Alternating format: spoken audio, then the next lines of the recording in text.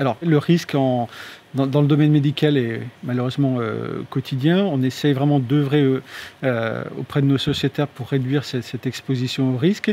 Et que ce soit dans le domaine diagnostique ou thérapeutique, l'intelligence artificielle apporte indiscutablement un vrai plus, des solutions techniques très innovantes qui vont sécuriser ces pratiques. Dès lors, il est tout à fait légitime qu'on soit sur ce domaine.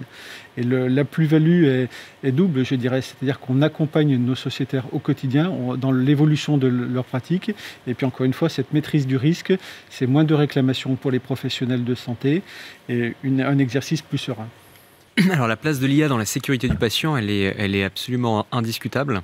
D'abord, le socle commun de toutes les sociétés qui développent des solutions d'intelligence artificielle dans le parcours de soins des patients, quelle que soit l'étape, c'est in fine une amélioration qualitative de la prise en charge, donc une amélioration de la sécurité. Pour vous donner un exemple concret, nous on développe un logiciel qui s'appelle BoneView, qui est un détecteur de fractures sur le squelette appendiculaire en radiographie standard. Et on va dire que les deux propositions de valeur du type de logiciel qu'on développe, c'est la sécurisation du diagnostic 1 et puis l'accélération du workflow, l'accélération donc du temps de lecture. Parce que l'imagerie médicale a pris une place prépondérante dans le parcours de soins des patients et il n'y a pas assez de radiologues pour interpréter tous ces examens. Chaque année, on a 30 000 décès et 150 000 hospitalisations qui sont liées au mauvais usage des médicaments. Ça veut dire très concrètement qu'à un moment donné, on va mal utiliser malheureusement un médicament, soit côté profil de santé, soit côté patient, et ça va aboutir à une hospitalisation ou un décès. Notre mission, nous, à Synapse, c'est de pouvoir essayer d'éviter ça et d'aller vers plus de sécurité, justement, en permettant à tous, et donc ce mot est important, tous, ça veut dire les professionnels de santé et les patients, d'accéder à une information médicale qui soit fiable et actualisée. Parce que l'enjeu, c'est justement de pouvoir utiliser l'intelligence artificielle pour garantir aux professionnels de santé que l'information qu'il a sous les yeux pour prendre sa décision, elle est fiable et elle est actualisée.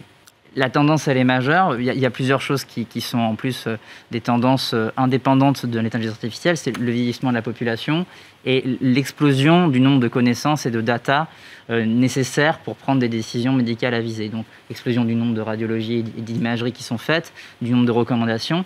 Et donc, de toute façon, de la même manière qu'à un moment donné, il a fallu donner des stéthoscopes aux médecins et des outils, on est en train de les équiper avec des outils modernes qui vont en aucun cas remplacer le métier des professionnels de santé. C'est quand on n'a jamais vu ce que faisait un professionnel de santé qu'on peut penser ça, mais simplement les aider de la même manière qu'un stéthoscope. Moi, j'insisterai surtout sur la bonne appropriation par les professionnels de santé.